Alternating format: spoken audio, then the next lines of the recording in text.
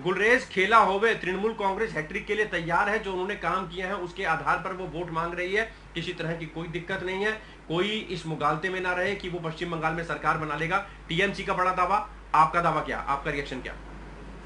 देखिए भूपेश जी, आप एक ऐसे पत्रकार हैं जो ग्राउंड जीरो से रिपोर्टिंग करते हैं, वो केवल स्टूडियो से नहीं करते। तो मैं कुछ फैक्ट्स आपके सामने रखना चाहूंगा, उसको आप खुद परीक्षण करें, इनकी सारे दावों की हवा निकल जाएगी। आप जब भी जंगल महल के एरिया में जाएं तो वहां पर आप जाकर देखें कि वहां जो साल के वृक्ष खूब होते हैं, और वहां के आदिवासियों की बेचारों की जो इकोनॉमी है किस चीज पर आधारित लगता है आपको? ये साल के जो वृक्ष है उसके पत्ते कलेक्ट करते हैं, 5-5 पत्ते मिलाकर एक प्लेट बनाते हैं, 100 प्लेट्स का एक बोरा बनता है, और ऐसे 10 जो बोरे होते हैं वह 100 रुपए में बिकते हैं। यह इकोनॉमी है। यह इकोनॉमी इन्होंने इतने वर्षों बाद भी तृणमूल कांग्रेस और लेफ्ट ने मिलकर बंगाल को दी है।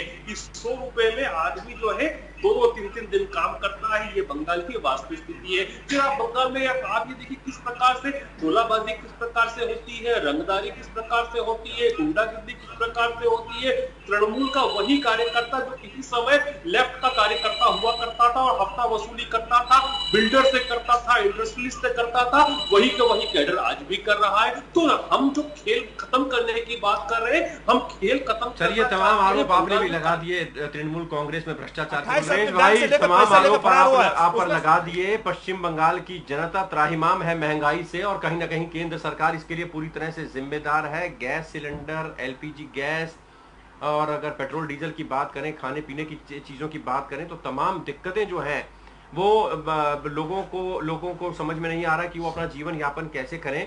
केंद्र सरकार की जो केंद्र में नीतियां हैं वो यहाँ पर काम नहीं आ रही हैं, और इलेक्ट्रॉनिक वोटिंग मशीन का बटन दबाते समय वोटर इन सब चीजों को याद रखेगा। तृणमूल का दावा। देखिए, जहां तक इन्फ्लेशन महंगाई दर की बात है, महंगाई दर तो 4.8 पर चल रही है, और बिलो 6 जो भी होता है उसको बुरा नहीं माना जाता। तो महंगाई दर कंट्रोल में है। दो चीजों की जरूर बात है कि पेट्रोलियम और पेट्रोलियम प्रोडक्ट्स में एलपीजी भी आती है, उसमें जरूर इन्फ्लेशन है, लेकिन ओवरऑल महंगाई दर तो कंट्रोल में है। यह जनता देखती है, जनता जानती है, इसलिए जनता जो है सड़कों पर नहीं है। अब दूसरी बात, जनता हमको क्यों वोट करेगी? मैं एक और जमीनी बात, पहले भी जमीनी बात करी थी, अभी भी एक जमीनी प्रमाण देता हूं। आप देखिए कि जो 10 साल पहले तृणमूल कांग्रेस का विधायक आम व्यक्ति से खास व्यक्ति बना था, इनके हिसाब से तृणमूल का जो माननीय विधायक बना था, उसके 10 साल पुराने घर का फोटो देख लीजिए और आज का घर का फोटो देख लीजिए। 10 साल पहले वो झोपड़ी नुमा घर में रहता था, आज उसने किला बना लिया। उस किले के आसपास जितने भी घर हैं अभी भी छोटी छोटी झोपड़ियां हैं। तो होता क्या है कि जब विधायकों के और नेताओं के घर किले बनते हैं तो पार्टी का किला टूट जाता है। और यही चीज जो है बंगाल की जनता भी देख रही है कि किस प्रकार से व्यापक भ्रष्टाचार हुआ है, खनिज संसाधन की लूट खसोट हुई है। आपने देखा ना भी अभिषेक बनर्जी के ऊपर जो चीजें आई, कोयला किस प्रकार से, कोयले से इनका मुंह काला हो चुका है। फैक्ट्स एंड फिगर्स के साथ बता रहे हैं। 220 सीटें बन रही है। गुलरेज भाई, आपको 20 सीटें भी नहीं मिल रही है, भारतीय जनता पार्टी को 20 सीटें भी नहीं मिल रही है, कैसे चलेगा काम? भूपेश भाई, संजय दादा जो बता रहे हैं ना, यही बात मुझसे पिछले 4-5 दिनों से जो ये बोल रहे हैं कि बताना नहीं चाहता था, हर कोई इनका प्रवक्ता इसी बिंदु के ऊपर बहस करता है और आखिरी में धराशाही होता है। आप ये बताइए, इनका जो कैलकुलेशन है ये किसके ऊपर बैंक कर रहे हैं? ये कांग्रेस और वामपंथियों जिसको तो लात मार चुकी है बंगाल की जनता, उसके ऊपर बैंक करके बैठे हैं कि इनकी वजह से हम जीत जाएंगे। जीता जाता है अपने, देखिए दूसरों के खंडों पर मैयत निकलती है, अर्थी निकलती है। अपने पैरों पर खड़े होइए, अपने पैरों पर चलिए सर। सिल्वर और ब्रॉन्ज के लिए लड़ाई कर रहे हो वहां पर। सिल्वर और ब्रॉन्ज किसको मिलता है देखने पड़ेंगे 2 तारीख को, 2 मई को। दिखाकर भागी है भवानीपुर की सीट से। आप बताइए, जब पहली बार ममता दीदी लड़ी थी चुनाव भवानीपुर से, 70% से ज्यादा वोट लाई थी कि नहीं लाई थी? बिल्कुल लाई थी। दूसरी बार जब लड़ी तो 54% से ज्यादा भवानीपुर ने उनको वोट दिया था।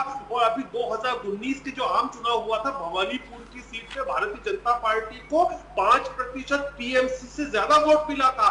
यह दिखाता है कि बंगाल की जनता का मिजाज कहां है। और हमने देखा ना कि किस प्रकार से लोग आ रहे हैं। और आप ये भी समझिए कि आपके जो नेता छोड़कर क्यों आ रहे हैं? इसलिए नहीं आ रहे कि उनको भारतीय जनता पार्टी बुला रही है। देखिए, जनमानस हर नेता तो जा रहा है, लेकिन जनता तो आपको साथ में नहीं जा रहा है।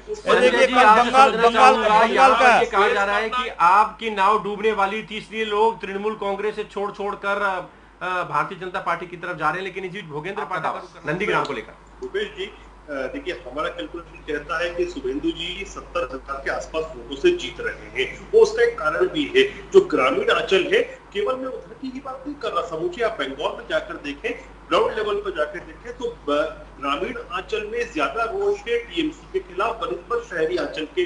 उसका कारण क्योंकि क्या है कि वोट तो लिया गया ग्रामीण अंचल से, लोगों को रिझाया गया, उनसे काम लिया गया ग्रामीण अंचल से, लेकिन जो सरकार केंद्रित की गई वो पूरी की पूरी कलकत्ता बेस्ड की गई। आप देखिए ना,